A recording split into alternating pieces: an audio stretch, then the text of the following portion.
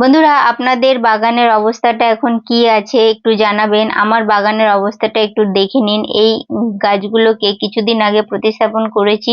বাগান বিলাস বলুন বা অ্যাডেনিয়াম বলুন, খুব ভালো গ্রোথ হচ্ছে, সবই ঠিক আছে। কিন্তু এখন যেহেতু বাগানে অনেক বেশি কাজ, আর দেখুন এই আগাছাগুলো কেমন ভর্তি হয়ে গেছে, কি না বিরক্ত লাগছে বলুন। এত এত এত কাজ উপরে, মানে ছাদের উপরে আমার। দ্বিতীয় কথা হচ্ছে, এখানে আরো বাগানে ঘাসগুলো বেশি বেশি হচ্ছে, মানে যখনই গাছগুলোকে প্রতিস্থাপন করি এই সমস্যাটা দেখতে পাই কিছুদিন পরে।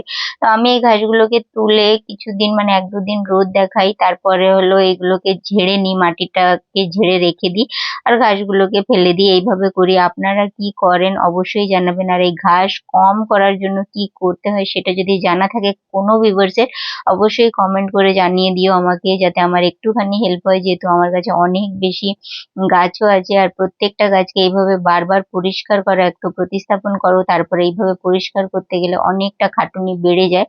আর ছাদের উপরে আসলে তো অনেক বেশি সময় লেগে যায়, যাতে ঘরের লোকরাও ভাবে যে ছাদে বসে করেটা কি, 4-5 ঘন্টা সময় নষ্ট হয়ে যায় উপরে আসলেই। তো ওরা তো বুঝবে না যে আমরা ছাদে আসলে আমাদের যে কি কাজ হয়, কতটা কাজ বেড়ে যায়। তো ধন্যবাদ ভিডিও দেখার জন্য। Channel subscribe